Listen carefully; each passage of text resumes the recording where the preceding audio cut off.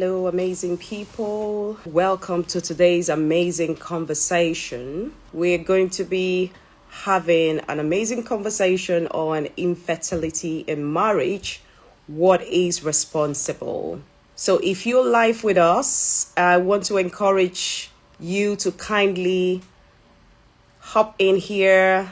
Let me know that you're live. Let me know where you're watching from. It's an amazing time to have everyone talking about this. So just let me know. Send the link out to people. Let people know. A warm welcome to you all. And if you're watching this back, welcome to an amazing conversation today. Fantastic. Good to have you. Thank you for joining in, people. Great to have you on this live conversation today. And I want to kindly ask that you let others know we are live. We will be having this amazing conversation on infertility in marriage. What is responsible? I think this is a conversation that we should be having because now in this time and age, there are a lot of misconceptions about infertility. It's a topic that is a sensitive one, and not everyone is open to having a conversation like this. I particularly have an experience with this. I went through a season of waiting, and I kid you not, there are so many misconceptions about all of this. And today we have a very amazing guest that will be joining us today to have this conversation with us. She is amazing, and she's done a phenomenal work in this space. I wouldn't want to do the introduction, so I would let her come in and then we can commence our conversation. And trust me, I know that this would be a fruitful one. Oh, there she is. We have Fertile Me joining us today. You are welcome. A warm welcome to you. Thank you so much. I hope you can hear me. Loud and clear. We can hear you. Amazing, amazing, amazing. And thank you everyone who's just joining in this conversation today. I know it's going to be an amazing one. I'm looking forward to this. So without further ado, we're going to dive right in. I'm just waiting for my co-host to also join in, but I'm sure she will join in at some point. So without further ado, let's just dive right into today's conversation. So welcome, Vivian. Please can you tell our listeners who you are, what you do, what you care about, what keeps you buzzing? That would be great. Go on, please. Thank you so much, Amara. Hi, everyone. My name is Vivian. I am a herbalist and also a naturopath. So all I do is basically to help women get healthy and improve their hormone health, fertility, and those that want to get pregnant, help them optimize their fertility as well so that healthy babies. Fantastic. It's great to have you here. When you said herbalist, some people might cringe because, from the part of the world where we're from, and when you hear herbalist, you have a certain image in your mind, which I might not be able to describe on this call. So tell me, why the choice of that language? Why have you decided to be in that sort of space? Could you explain, please?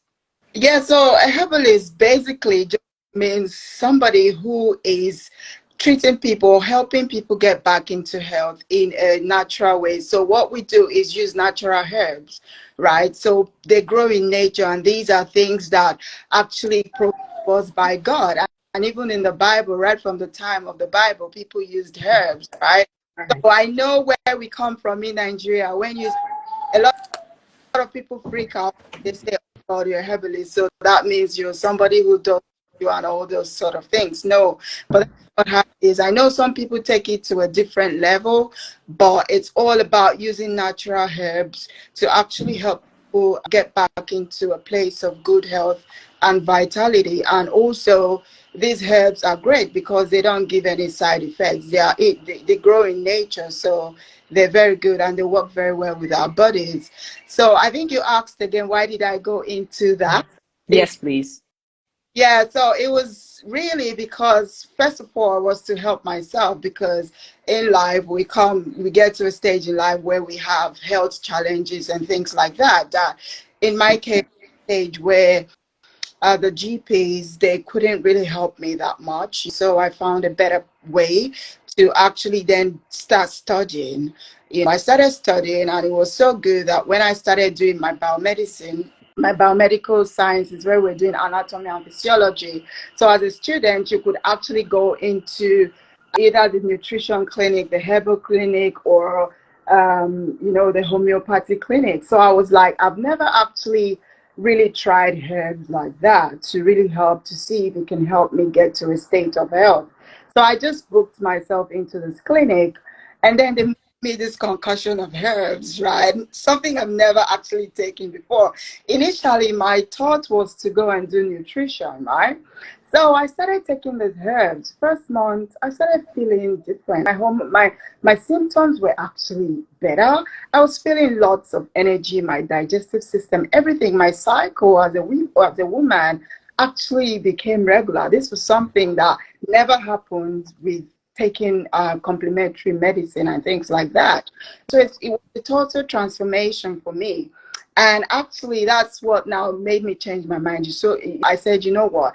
Instead of studying nutrition, which is also great, I'm going to delve more into herbal medicine to actually really study these herbs, to know how to actually use them for different systems, to address different systems that could be out of balance in our bodies. And that's what brought me to what I'm doing today. Fantastic. I just want to welcome everyone who's just joined the conversation. Mitch Baby, I see you, Pastor Lighton, Sonia, all of you joining in from different parts of the world. I just want to welcome you. Thank you for joining this amazing conversation. I like to talk about this. This is a very sensitive topic, and not everybody is given to talking about this, especially sharing, because it's basically you coming out there and being vulnerable. I've been through that season. And today joining us, we've got Foundation for Family Affairs, and I would say it's amazing to have her. I'll let her do the introduction, and then we can go dive right into that, please. No, I think you've done justice to that. Let's dive in, because I'm itching to hear all she has to share. Yeah. So now, in talking about fertility, from the part of the world where we come from, we can talk about this conversation from different perspectives, but from the part of the world where we come from, when a woman is failing to get pregnant, there is always this notion that it is the woman's fault that she's not getting pregnant. Yeah. And sometimes there's a lot of burden on the woman falling pregnant. And I'm not saying that in some cases it's not. Of course, we're going to be exploring that as well. So can we just demystify this? When we talk about infertility, what does it speak to? What does it mean to you? And is it only the fault of a woman that she's not falling pregnant? Thank you so much, Amara, for asking that question. Infertility is actually a medical condition, right? So it is a failure to get pregnant after, let's say, trying having intercourse, right? Like every regularly for about 6 months to 1 year. If a woman that's kind of unprotected intercourse, right? Mm-hmm. So if a woman is not getting pregnant, then they would with conventional medicine, they would, right? Now it's there is primary and there's also secondary infertility, right? So primary infertility is when a woman has not been able to get pregnant due to certain different reasons. And secondary infertility, in the other hand, is when a woman has had a child or two and then they're failing to get pregnant again. And now there are different things that can play into that. What's the cause of that? And now what you said about being a woman's problem, it's not only a woman's problem. I know that where we're coming from, it's kind of like they blame it all on women, right? So men, more and more research have actually started to come out now that men infertility have actually started to decline as the years go by. So there are lots of people who've been in marriages for years, right? And the woman has done all this testing and everything is coming back as normal for her. But then her husband, because he feels that, oh, I'm okay, there's nothing wrong with me, go and do just a simple semen analysis. He's not going to do that. And that can actually, like, an easy challenge can actually cost them 5, 6, 7, 8 years of their life, right? Because Absolutely. of that they've actually not gotten right in the start. So infertility is not only a woman's problem, even though it's like, maybe let's say, okay, maybe the woman has hormone issues and things, and the man is okay. It's also a good thing for the man to support his wife, that she's not alone, that kind of, in that condition. Oh my God, it's just me alone, I'm doing all these things and the man is not helping me. So an easy thing that a man can actually do is, so, okay, you know what, I'm going to just go and do a semen analysis, because that can actually reveal a lot of things. And he can also try and do some exercise, eat healthy. It's just to sort of help to support the woman, actually. And when these things do happen, the couples are actually able to quickly then get pregnant, because the woman is not feeling alone. She's feeling partner understands and he supports me. So we are in this together. Amazing. So just to kind of streamline today's conversation, and please feel free to chime in, Foundation for Family Affairs. One of the questions that I think is really important, let's just focus on the woman, because we don't want to go wide. And I know this is a space where you have been working with a lot of women, and there's been some success stories, and I've gone through your page and there's been phenomenal reviews. So tell me, what could be responsible for a woman being infertile? There are several things why a woman would not be able to get pregnant. Right. One can be sort of like a nervous system imbalance, right?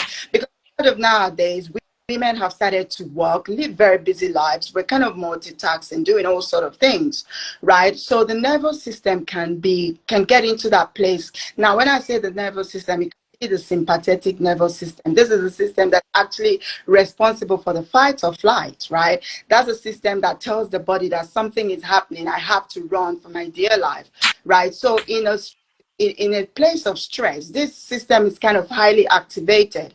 And the first thing that actually happens is the woman will start to notice that her periods have become irregular. Right, her ovulation is not coming regularly, and then she's not getting pregnant. And also because of that stress, she might be noticing kind of, okay, she doesn't feel like she's in the mood, she doesn't want to have intercourse. All these things can kind of play into, so that's just one aspect. So another one can be hormonal issues, which is very common, right? Hormonal issues, one can be polycystic ovarian syndrome. It can be fibroids, which is quite very common in our Black community, amongst Black women. Fibroids, it could be things like endometriosis. It could be things like ovarian cysts. Even some women have tubes that are blocked, right? So if a woman has a one or both tubes that are blocked, there's no passage for the sperm or even the egg to actually get into the tube to wait for the sperm to come into it. Also, another one is the digestive system. So women have digestive problems, things like IBS, celiac disease, all this sort of digestive issues, overly bowel gas, just that dysbiosis in the bowel, because about 70% or so of our immune system is in our gut. So the gut health is really very important for fertility and also kind of that nervous system. So it can be just like a gut dysbiosis.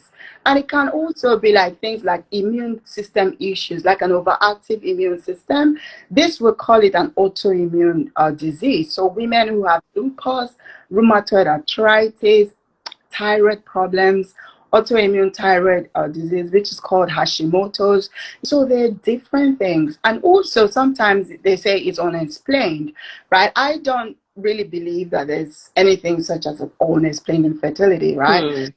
Why a woman is not getting pregnant, especially if she's still in her reproductive years. She hasn't gone into menopause, she's still menstruating, she's still ovulating, her tubes are opened, and she's having intercourse at the right time. So if she's not getting pregnant, then there's something actually wrong that really needs to be investigated. Sometimes it can just be something else, that kind of stress. the body not being at that place of rest, Hmm. right? Actually be able to get pregnant. And also it can be like both partners not being on the same page, right? I have a lot of time that some women just say to me, Vivian, you know what? I feel like I'm just the only one doing the whole thing. I feel alone. I feel like it's only me that really wants this baby. My partner is not forthcoming. He's not actually putting much effort into it. So that kind of, the two like this, so they're not agreeing. So they really need to come to a place of agreement and start to do things together and want the same things for things to really work. So there's all sort of things. Amazing. Foundation Family Affairs, do you want to I come just in? love the fact that you've brought up a lot of things, because I think I was watching this documentary, and the doctor was saying, after many years of practice, he realized that as doctors, they're not properly equipped. Medicine doesn't give you all the answers to these things. So he decided to delve into herbs and nutrition. So I appreciate what you're saying a great deal, because there are a lot of ladies who don't even know. In our case, we were told you don't have any problem. So like you've just said, that there's nothing like that. That's impossible. So there are other things to check for. I appreciate that. Thank you. Exactly. It's really important. And if women are actually able to relax a little bit more, it can't be things like meditation, praying, exercise, just eating healthy, visualization, affirmations, things like yoga, if you believe in it. It doesn't have to be extreme. These things actually bring so much harmony into the body. It can't just be deep breathing, because we don't actually breathe properly. Breathe from our diaphragm. We need to belly breathing. You actually find out that when you start doing that, you just feel this calmness, coupled with other things that can really help to relax. And most women actually find that they're successful even from this without having to take herbs, and just doing this alone and incorporating with exercise and a healthy diet for both partners. Give them just 3 months and they're pregnant. Vivian, you're diving right into the solutions. Now let's just back up a little bit. Let's pause a bit, because you've said so many things, and somebody might be listening into this call. Remember what I said about this being a very sensitive conversation. And because women in our community sometimes feel like this is my problem, nobody needs to know about this. So there is the whole shaming and blaming and all of that thing going on. And that's why people are not forthcoming in speaking about it early enough. Yeah. So somebody might be on this call listening to this. They've been given a lot of solutions around what they could do and all of that. However, some people are still confused. How do I know if mine is a PCOS? How do I know if it has something to do with my guts? How do I know if it's got something to do with my hormones and all of that, right? Really, really important. And don't forget that, for some people that are privileged to be in certain parts of the world where, medicine have moved on quite significantly, and the doctor are able to tell you for real what the issue is. Yeah. There are some parts of the world where this is a money-making business, right? And I've seen some people fall victim of this time and time again. Some of them even end up dead, right? So this is really serious conversation, because they're trying all kinds of things. They've been told, oh, drink this, they drink it. Oh, they do this. Oh, they take this concussion. Oh, this consultant is not very good. Go to the next consultant. All of these things going on. So literally, the woman has given up her body. She's like a lab rat. And she's going in and out of different consultants and clinics and all of that. And I know people who are currently in that situation right now. Now, how can a woman find out, what is the cause? Is this just something that has to do with my diet? And I don't have to freak out about it and go, load up my body with so many drugs and taking so many things medication wise. So how would they identify, first of all, what the issue is? Yeah, good question. What I say to women, first thing is, if you have actually tried to get pregnant for a minimum of 6 months, it's not happening, especially if you are about 35 and over, right? Even if you're younger than that, if it hasn't, the first thing you should do, instead of trying random things, is to go to your doctor and let them run, first of all, a basic hormone profile test on you. So this is just to know what your FSH is. alive, the follicle stimulating hormone. They want to check your thyroid gland if it's working properly. They want to check your estradiol, which is the E2, and that's our queen bee hormone. That's what helps us to grow our eggs, right? They want to also check your LH. So all this hormone, prolactin, is actually also another one that's often quite elevated in women, especially us Black women as well.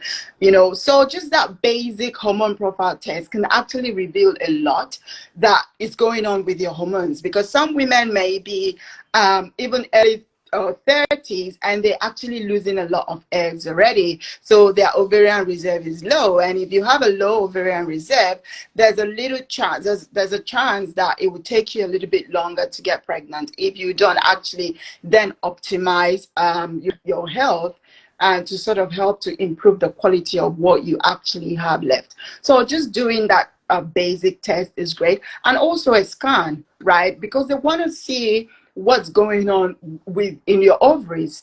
If there's any kind of polycystic ovaries happening there, they want to see also your womb, right? The health of the womb. All these things, they're quite really important, and they're very basic, and they can tell a woman a lot of things going on with her health, and also the health of her hormones. Another one is to do the intrafollicular scan, or even the blood test that can tell also what your ovarian reserve is. It's called the AMH test.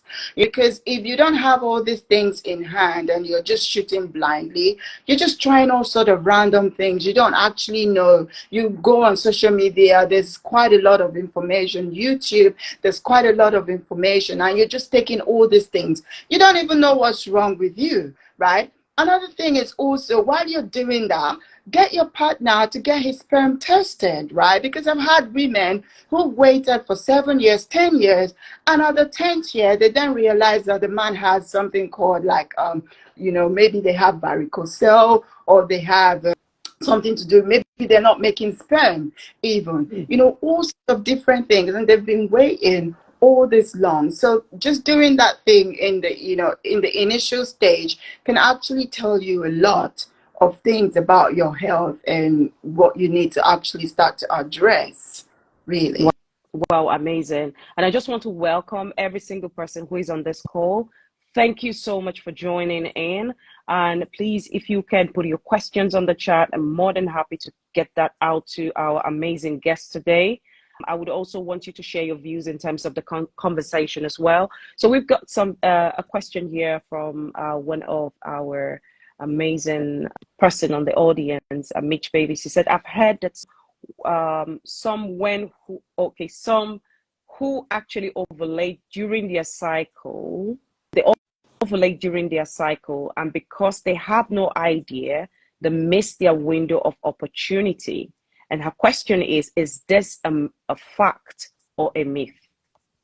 Michelle, I'm actually happy that she mentioned that, because I was going to mention that. It just skipped me.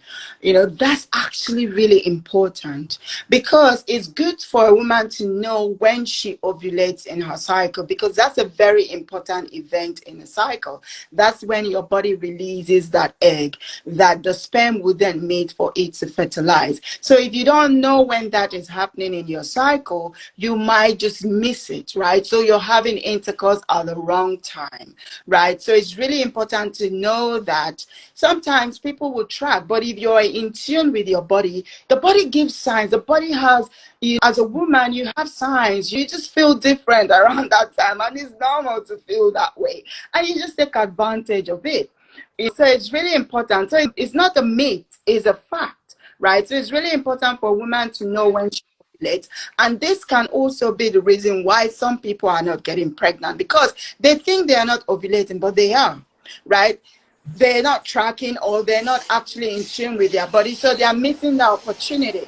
Although if a couple have a healthy sex life and they're having sex 3 to 4 times a week, there's a high chance that they will hit that window and they'll be able to get pregnant. But if it's in this part of the world where we live, everyone's working, the woman's going to night shift, the man's coming back, doing this and doing that. So they might be missing this opportunity. Absolutely.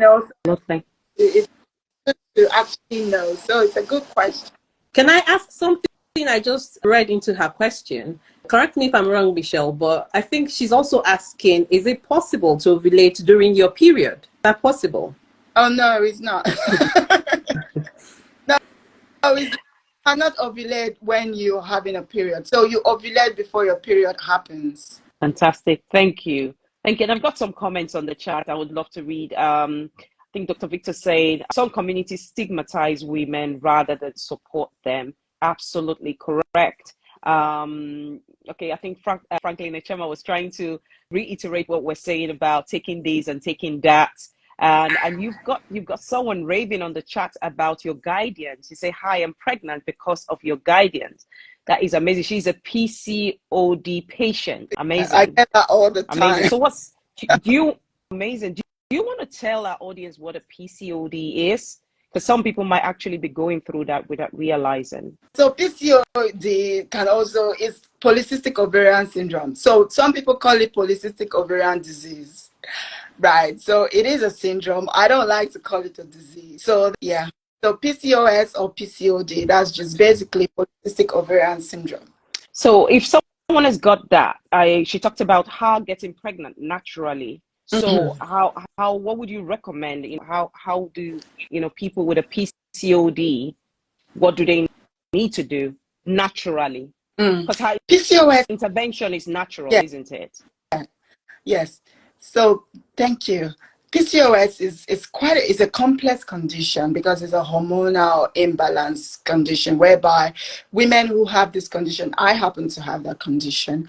Women who have this condition, their bodies make a lot of male hormones, which is a testosterone, and that can then inhibit the growth of their follicles. So because there's an inhibited growth, their follicles are not maturing well enough, and most of these women would notice that they're not ovulating and they're not having periods, right? And that ultimately will then lead to infertility. Now, the understanding of this condition actually leads to a good success rate. So women with PCOS are able to get pregnant very easily once they are able to bring their hormones into balance. And how do we do that? We have to, like most women with PCOS will tend to be overweight. So if a woman who has PCOS is overweight, the first place she needs to start with is to try and lose at least 5% of her body weight. So once she's able to shift at least this 5% of body weight, she can automatically restart her ovulation and be able to get pregnant. Now, PCOS affects women in different ways. I find that I don't know, maybe Black women find it a bit more tough. I find that some women, women experience PCOS in different ways, right? Some people, they might have PCOS and they have absolute normal periods and ovulation, but they don't have issues with getting pregnant. Others would have PCOS, they would not have periods at all. In fact, I have a woman now who is pregnant. She had no periods for 6 months. She was freaking out, right? And then one night, I was just there and my phone was just buzzing. She was sending me these text messages like, "Oh, can I have a consultation with you tonight?" I said, "No, it's late. I'm not working now." I said, "What's wrong?" She said, "Oh, my hormones are all over the place, this and that. I've not had a period for 6 months." And I said, "Okay." I scheduled her in for about 2 days later. Then we had this consultation, and I made her just a simple herbs, and I recommended her a diet because she thinks she was eating actually, because part of what I do in my consultation is to go into a case history. I get to actually ask you questions about your diet because this is quite very important to help build up a plan for you. So we made changes to her diet, introduced more nutritious food and things. She did this for a month and a half, and today she's pregnant without having a period. So when she ovulated about 2 weeks, a month after she started taking the herb for a month and a half, she sent me her ovulation picture. Women like to send these things. So I said to her, "Oh, wow, that's good. So you're actually ovulating. I told you you're going to ovulate first, and if you're not pregnant, you get a period." And then another 2 weeks later, she sent me another text. "Oh, Vivian, I've been taking your herbs. I've been eating the diet. And this is what I found. This is what I got today. Positive pregnancy test." And she was actually, Wow. she was freaking freaking out. How is this possible? I haven't had a period for 6 months and I'm pregnant. I said, yes. You know, you don't need to have a period to get pregnant. You need to ovulate to get pregnant. And that's what happens. So it's quite easy for women with PCOS to get pregnant. So the thing is, we just need to address that hormone imbalance. We need to increase the progesterone, get the ovaries to grow the eggs so that they can ovulate, then they can get pregnant, right? Because women with PCOS, the good thing is because they don't ovulate all the time, we have quite good ovarian reserve, right? So those eggs, these women are not infertile. It's just that the hormones are not actually doing what they should be doing to grow their follicles, right? So once those follicles, we get them to grow, they're quickly able to get pregnant if their tubes are open. So Wow, this is so informative. Someone's just put that on the chat. This is so informative because I so talk about knowledge is power. yeah. You know, because if only people can realize and just, you know, make a tweak to their own hormonal balance by the kind of things that they ingest, it's amazing. I would also ask another question, just following up on that. I think the person who said she's now pregnant is asking a question: can we intimate in 14 weeks pregnancy? What? Can we intimate in, yeah, Like have intercourse? in 14 weeks pregnancy? Yeah, well, it's up to you. If you've had a pregnancy that you've not had any kind of complications like bleeding and things like that, then it's fine to have intercourse. But if you've had episodes of bleeds or threatened miscarriages, I would say maybe don't do that, or speak to your doctor, test you, and then give you a better advice of what to do. Wow, I think wow, someone wow, else asked amazing. about women with fibroids. What do you have to say about that? Fibroids, I see quite a lot of women with fibroids, and the thing is, fibroids grow because there is quite a lot of estrogen in the body. Estrogen is a growth hormone. So firstly, we need to try to detox, right? So get the body to get rid of those excess estrogen. And if you look at women who have fibroids, some of them, they go for days without going to do number two, like open their bowels. Some of them deal with constipation, bloatedness, and all these digestive issues. So their body is holding on to toxins, right? So we need to get their digestive system working properly. We need to get their livers to start processing, because the liver is one of the detox organs in the body that helps the body to detox and process all the things that we introduce into it. So if the liver is not functioning optimally, then the body would hold on to these kind of xenoestrogens, really. You know, we need to sort of work on that to sort of help to balance out that hormone, reduce that estrogen level. And then with it, really, diet is really important, especially if the fibroids are not big. But if you have big fibroids that are actually causing you a lot of problems already, it's best to actually maybe just go down the surgery route. But if your fibroids are very small, and maybe less than 3 centimeters, then you then need to start eating all these phytonutrients, like things like broccoli, Brussels sprouts, all these wonderful phytonutrients that would actually help to increase your fiber, help your gut health, and also help balance your hormones, really. So that's important. We use herbs as well. There are lots of herbs, but I have a woman, I work with lots of women from Nigeria. They just want my herbs, right? I said to them, no, I'm not going to just give you herbs. I need to actually know what your diet and your lifestyle is like. And I speak to some of these women, what they eat. Oh, I love to crave chin, sugar, all these wonderful things, you know, that they eat. I said, now, if I give you herbs, you're going to come back to me and say your herbs, they're not working, because you're still introducing those things that is spoiling the fibroid growth. So we need to try and get rid of those things, right?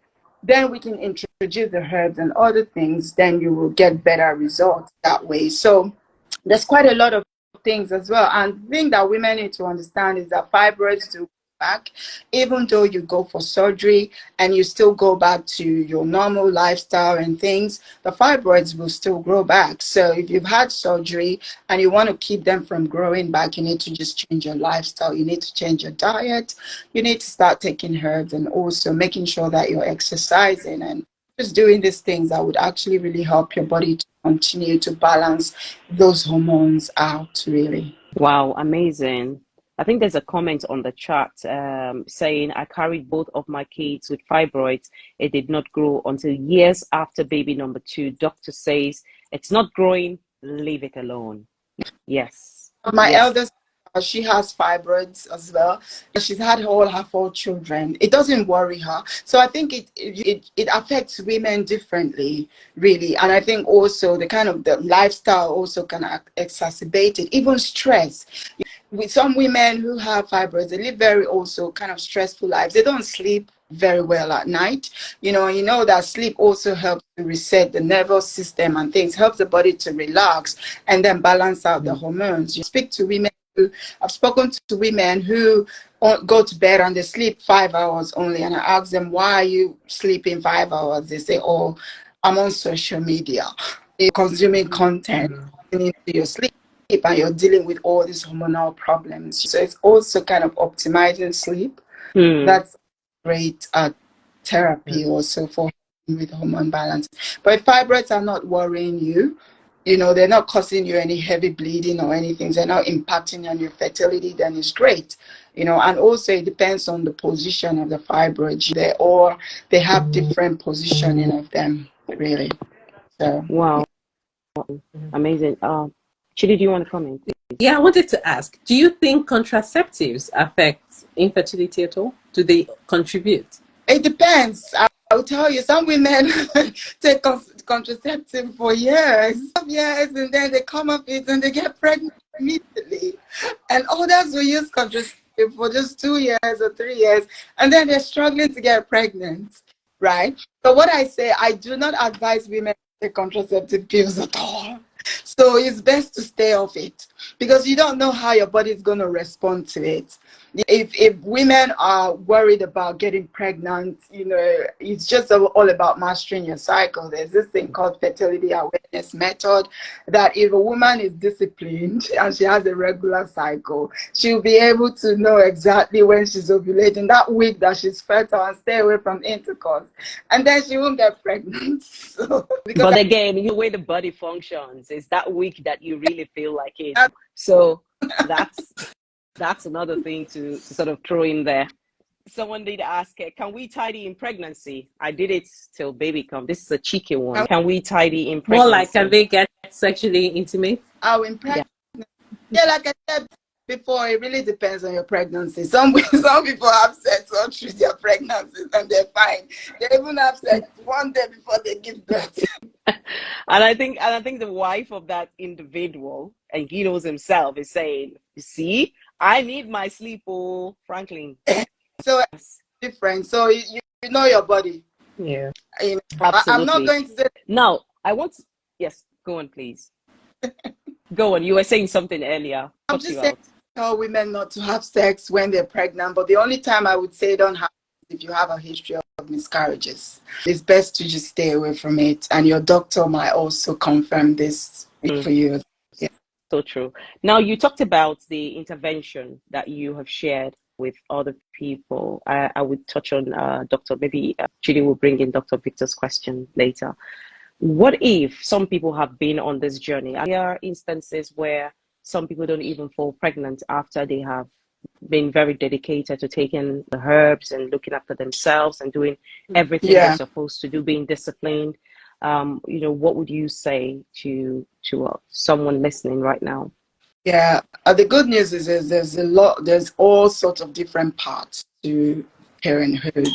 For people like that, maybe there's a blocked fallopian tube, and that's why it's really important for people to do extensive testing to actually find out exactly what could be wrong.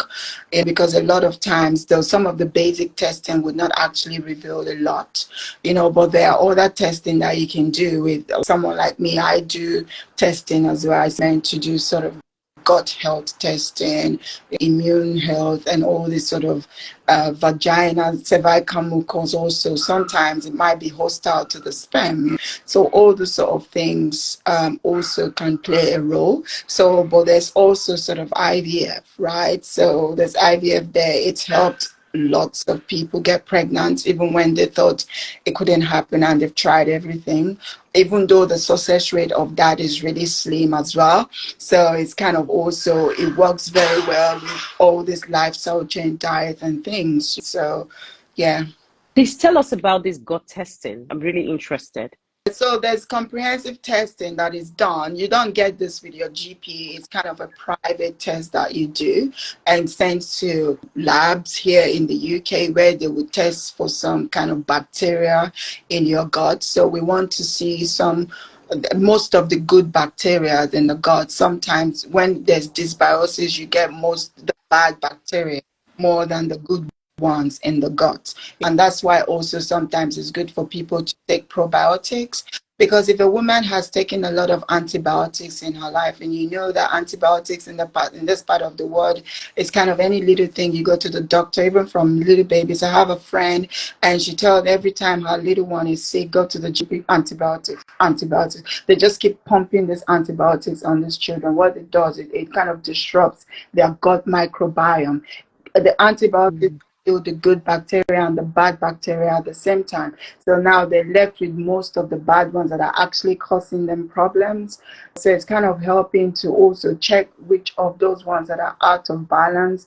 And then we're able to find out, and we incorporate some probiotics that would actually help to build up that population, because our gut is it's like a blueprint, our thumbprint. It tells a lot of things about our health. And if the 70% or so of the immune system is in the gut, that's your stomach, right? So a lot of things go on there. So it's really important, and it's vital to health. It's vital to longevity.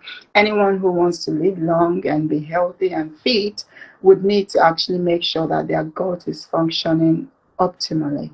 Wow, you are an I epitome of know. someone who has his gifts. They say the gift of a man, a Yeah. woman makes Yes. way. So in Indeed. depth in terms of your Indeed. study. Indeed. Let's take this question quickly. Is breastfeeding a system of birth control, myth or fact? Yeah, it's a Yes. system of birth control. If you do it like religiously, right?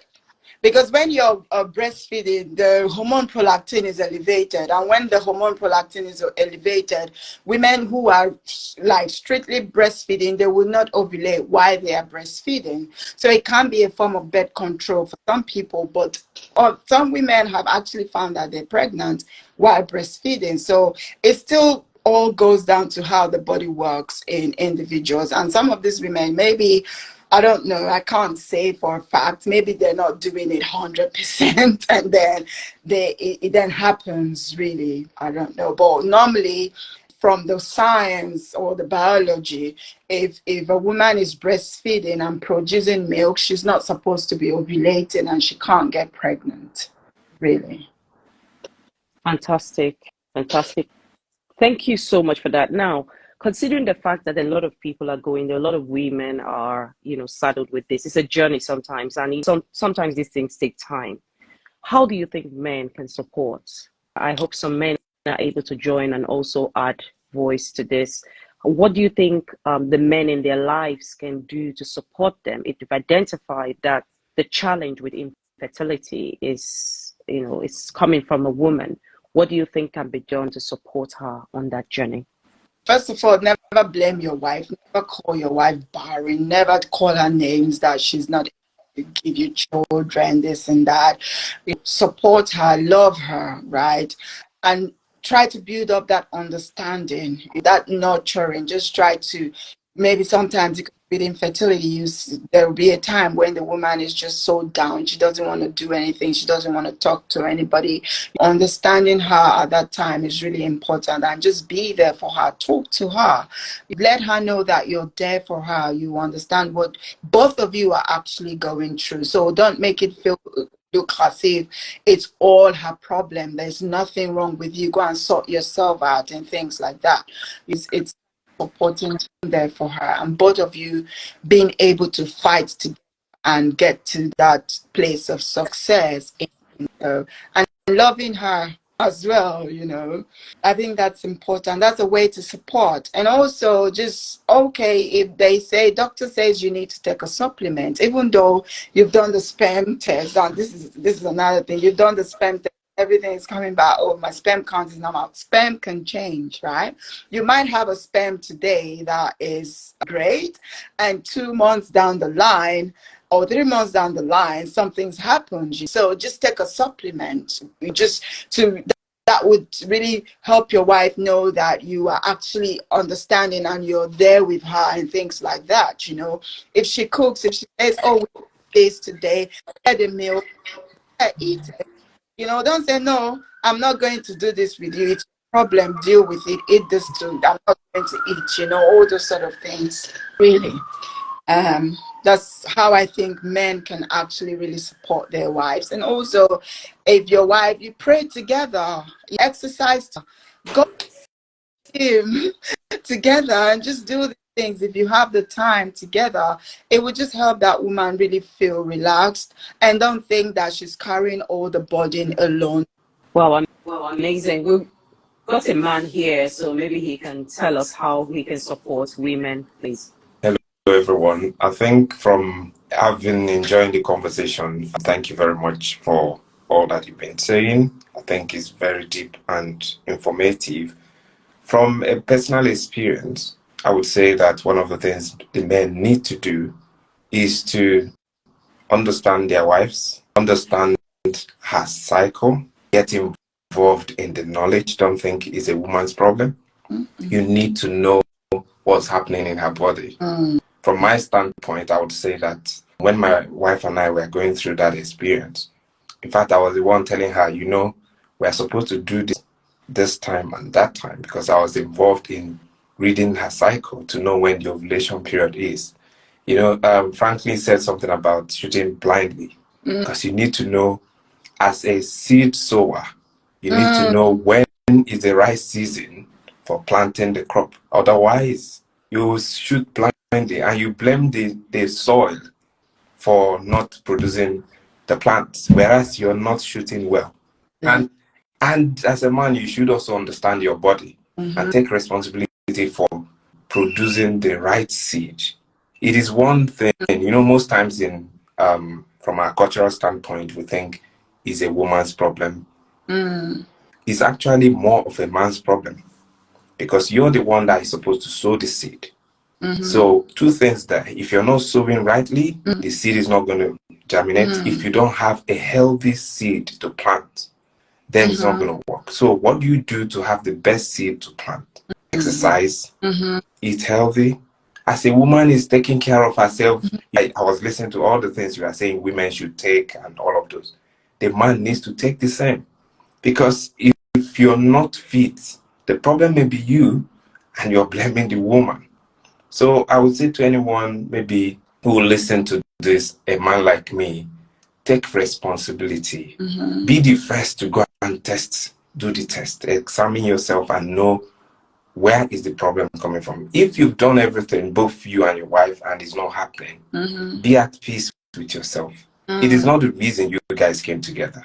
You came together because you have a purpose to fulfill, and children are the blessing that come because of that purpose. But if it doesn't happen, let it not be the reason you're not living your life because you want to kill yourself for not having what maybe God has not. I wouldn't really want to go into that, but probably it's time, the right time has not happened for you guys. So for us who stayed 5 years and we waited and we lived our life, and when it happened, it happened. So it's going to happen when it should happen. Yeah. Let me stop so far. Thank you. Thank you so much. Well, I'd let you react to that, and then I'll bring in another man before we. Yeah, so that's really important. Happy you actually said that, you know. Like, it's not a lot of men that would actually take the time to sort of master their wife's cycle, to know when the woman is ovulating and things like that. So I think that's quite really important. So that's great that he actually came on to share that. And I hope that the men listening who are in their journeys will actually learn from that and at least take some time to do a bit of research and just ask their wives question, even like, where are you in your cycle this month? Things like that. Fantastic. Thank you so much. Dr. Victor, you're here. I know you've been on the call, and I would want to hear your comments as well on the question asked. To be honest with you, my eyes were just almost popping out of my socket. Some of the things I learned here today. You needed to see Tom and Jerry. I was holding the eye and pulling it back into the socket. Honestly, that's so much to learn, so much to learn. You think you know it, but you listen again, you find out that you know nothing about about women's body. Mm-mm. It's one of the most complex machines that God has created. And, to talk about the question that you asked, very, fantastic question. I like what my brother talked about. We as men getting involved, not creating this aloof, emotional, distant thing like it's not my problem, it's your problem. That's for me, that's so critical. That's a very important point. Another point I'd like to come up from, I want to come up from the point of emotional. You need to also help her create the necessary emotional ambience. Because if she's not happy because of all the people asking her intrusive questions, not those aunties that moment you get married, you are attending event, they're all looking like this. As you are passing, they're not even hiding, they're looking at you as you're passing. That you people are just enjoying, You as a man need to shield her and protect her from some of those intrusive in-laws, intrusive friends, people giving unsolicited advice. It's amazing that sometimes when people are waiting, everybody becomes a medical doctor. People are just giving advice. Have you taken this? Have you taken that? That's why I like what you said, that you need to do a proper diagnosis before you begin to give recommendation. And one key thing we do in our community is self-medication. Oh, this person did it, it worked. Every woman's body is different. I can't use somebody else, what they call it now, recommendation. That's why they give you particular prescription. It's when there's a prescription for adults, there's a prescription for young children. So many things are put into consideration, like BMI and all those kind of data is put into consideration. So that's one thing I like to talk about. Shield her from that kind of a thing. You yourself don't become the problem. Because if the problem is not coming from inside, it's difficult for people outside to really get at her. Because when the man is like, when are you going to give I want to have this, I want to have that. Or you are saying, my mother called the other day, she's asking us, when are we going to produce grandchildren? Some of this information should not even get to her because you are trying to manage her mental state. Because if the mental state sometimes is not in the right place, sometimes the body reacts to it. And all those exercises, all those things that she's doing will not respond positively because she's not happy, because she's bothered about many things. So those are some of the points I'd like to, also support when there is an appointment, reminder of the appointment. Go with her to the appointment. Don't go out there and stay on your phone, checking on Facebook or viewing an important sport you want to watch. Be in there. Ask questions, get involved in the whole process. I think that's one of the ways we can really, for me, it's not support. If you are saying support, it means that, well, it's support because it's your body your body is not going through the whole thing. But I think it's more of you are in it together. That's the mindset that every man should have. So it's not like, let me just go and support her. No, we are in it together. It's our own journey. And you have to, final thing I would say is enjoy the journey. Because we waited for almost 8 years. We decided to enjoy that journey. Because sometimes you open your eyes, you'll be like, what was I doing? Enjoy the journey, go places, do things, pursue your career. Because once they come, you have to prioritize a lot of things around them. That's just the way they are because they need support, Enjoy that journey and don't postpone your happiness in the future. I will do this when I have children. No. Enjoy your phase of life, do all the things you need to do, achieve your goal and smash it. That's like I would like to say. By the way, all of you are looking gorgeous, by the way. All right, it's too much fineness is just shining everywhere. Let me escape from here. Thank you. All right, bye-bye. Thank you so much. Chidi, do you want to comment, please? That's been so awesome. It's been a great time with you. Someone dropped a question I wanted you to take. But before you take that, I wanted to ask a question that would lead to that. Shell said, for our African folks, why is it too difficult or unspeakable to consider intravitreal. I think it's IVF she's referring to. Can fertility be tackled by looking into IVF? So just thinking about that when I saw the question, I thought one of the factors that affect this would be the financial stress on couples as well. We're talking about it in the context of marriage. So some people in some countries may not have the wherewithal to explore other alternatives like IVF, which she has just mentioned, insemination, things like that. In that case, do you think going for the treatment you talked about earlier, using herbs the natural way, do you think that's cheaper than opting for this option? And then I'll let you take the question. Thank you so much for asking that question. I think that's really important, isn't it? Now, I mean, our community now, they're waking up to IVF. In Nigeria now, you'll be amazed at how many IVF clinics are there. And they're actually advancing as well. They're doing all this genetic testing that they do in Europe now and things. So quite a lot of women waking up to this, even surrogacy. So it's not like as it was before, there's taboo. So people are actually speaking up about it. Now, it's you know, people assume a lot of things. If you maybe a couple, they're still in their journey and it hasn't happened yet, it doesn't mean that they haven't attempted IVF. Some of them has attempted and it hasn't worked, right? Some of them they've done cycles and cycles and it hasn't worked, right? So it's only when you actually get to speak to them that you understand that, oh, they've actually done this thing and it hasn't worked, because IVF doesn't just work for everyone once. Some people have done it like 10 times, right? And they're still doing it, hasn't worked. But if you're just there, you'll just be mad, oh, maybe they haven't done it. Maybe, you know. So a lot of women, at least maybe in this part of the world, even in Nigeria now, they're actually doing it. But obviously, because of the low rate of success, maybe they haven't been successful yet. Now, if IVF doesn't work for you, most women who give up then would actually then, once they give up, then they go back to the drawing board, go back to the foundation. Because some people foundational work, they just want to just go once. They just think that if I do IVF once, it will just happen. And they are quickly shocked when they do it 3-4 times and it hasn't worked. Then they'll say, what's going on? And they've spent thousands, even dollars, pounds, right? They will now take some step back to now go back to foundation, go back to the drawing board. Oh, maybe I should start healthy. Maybe I should start exercising. Maybe I should actually try to improve egg quality. Get my husband also to improve his sperm quality. We can start taking herbs.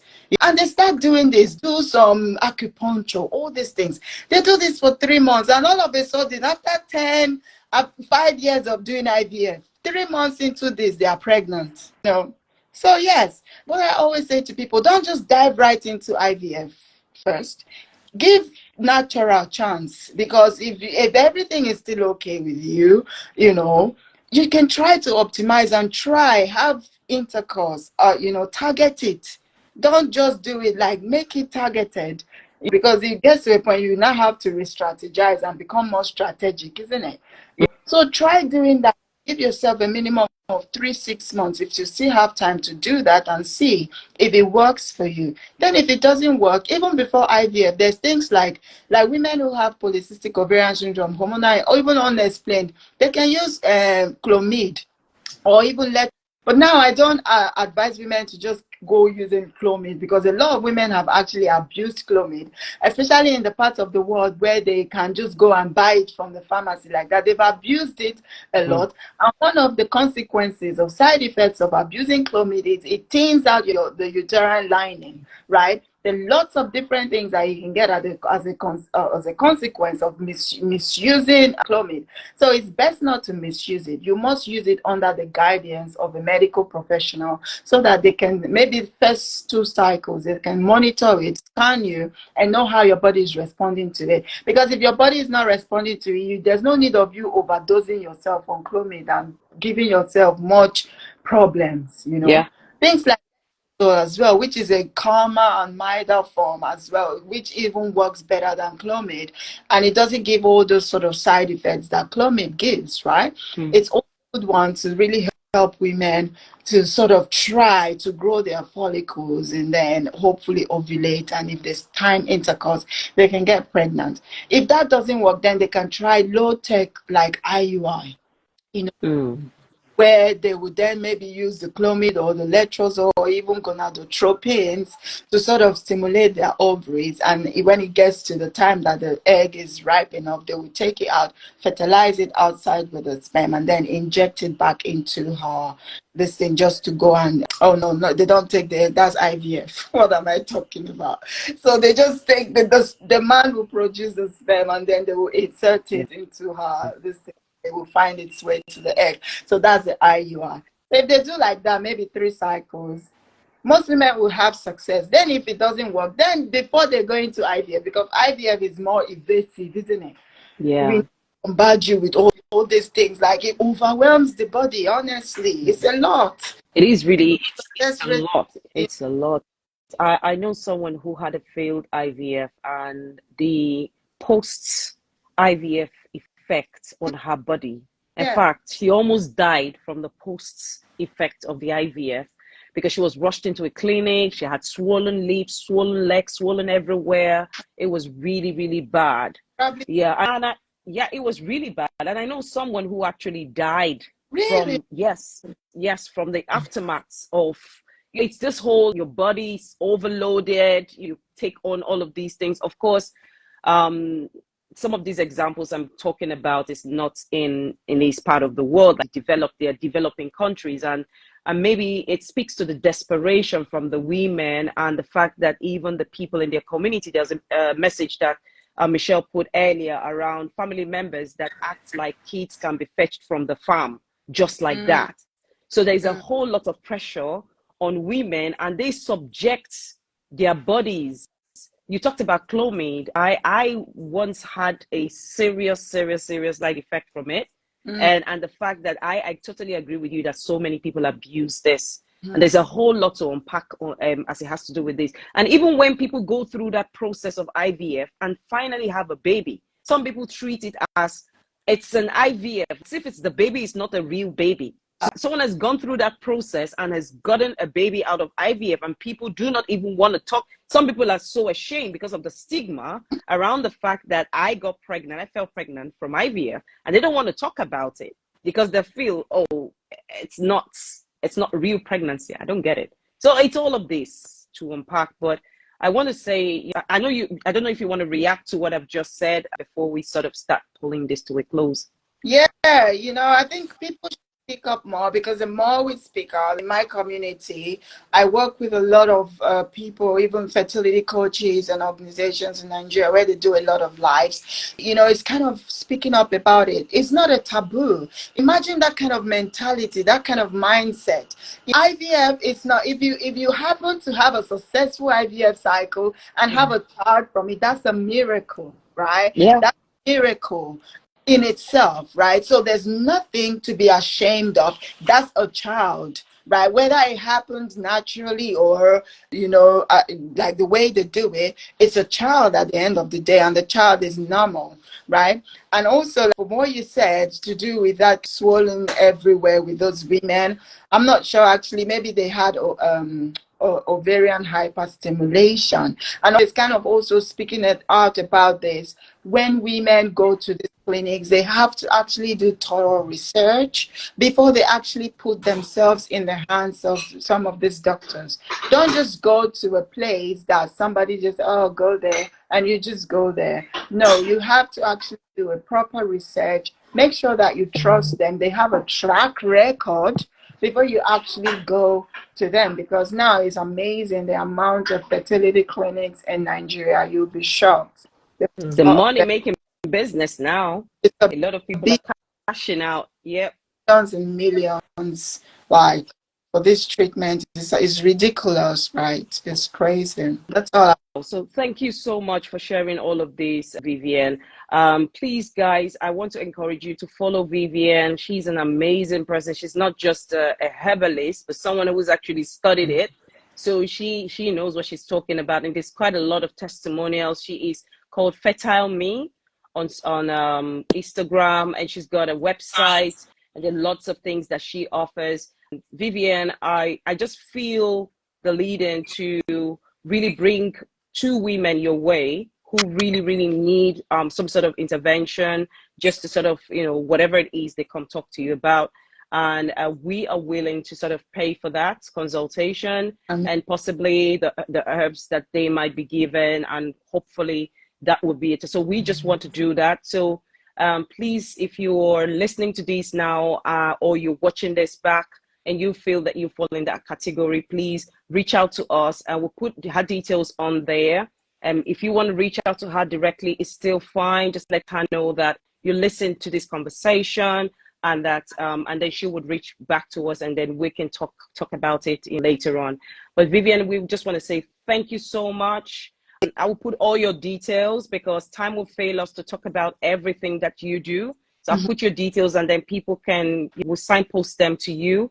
And hopefully, if you get anyone coming to you from us, please just do the honors and let us know, and we will try as much as possible ourselves. And with Foundation for Family Affairs, we're definitely going to put that forward and support people. It's our heart desire, because we know what it took us in the waiting period. We know what it took us. And I wish we found a Vivian. I wish we found a fertile me early in our journey. Maybe it would have been a different story. But it's great we're here. We thank God for where we are today. But what we can do is to gift that to somebody else in that same situation, so they don't have to wait as long as we waited.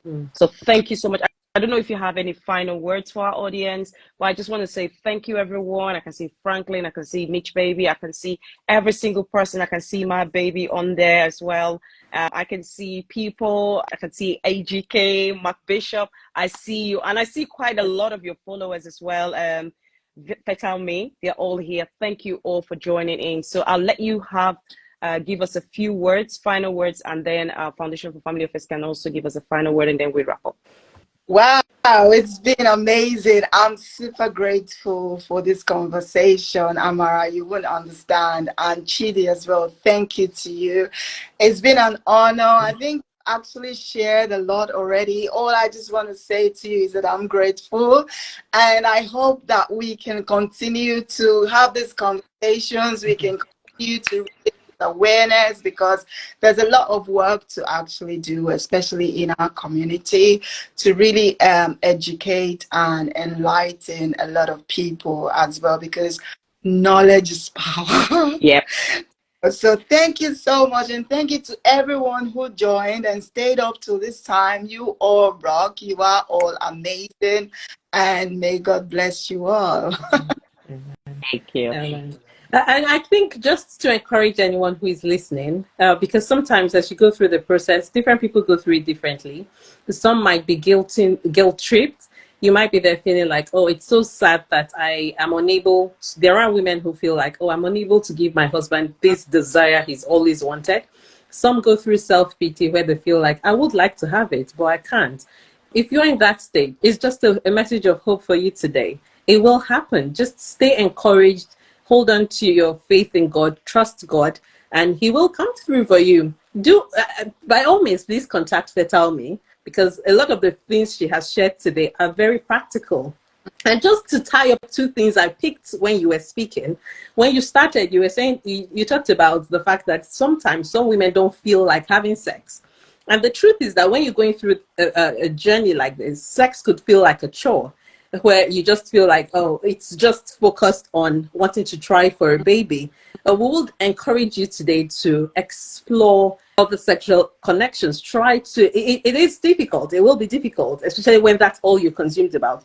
But if we don't keep connecting sexually, how are we going to have this baby? With a relaxed mind, try, explore. And then you talked about our busy schedules as well. Sometimes we're too busy to even try. So if you are in that state, you might need to schedule sex, because we need to be getting intimate to have these babies. And then don't lose hope, don't lose faith. God will come true for you. We are trusting God with you. Yes, stay encouraged.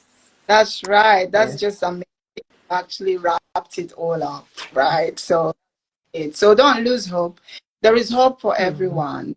Thank you. Don't self-sabotage. Don't self-sabotage. That's a powerful one. Don't self-sabotage. There's still hope at the end of the tunnel. And then Fertile Me will be bringing you back again.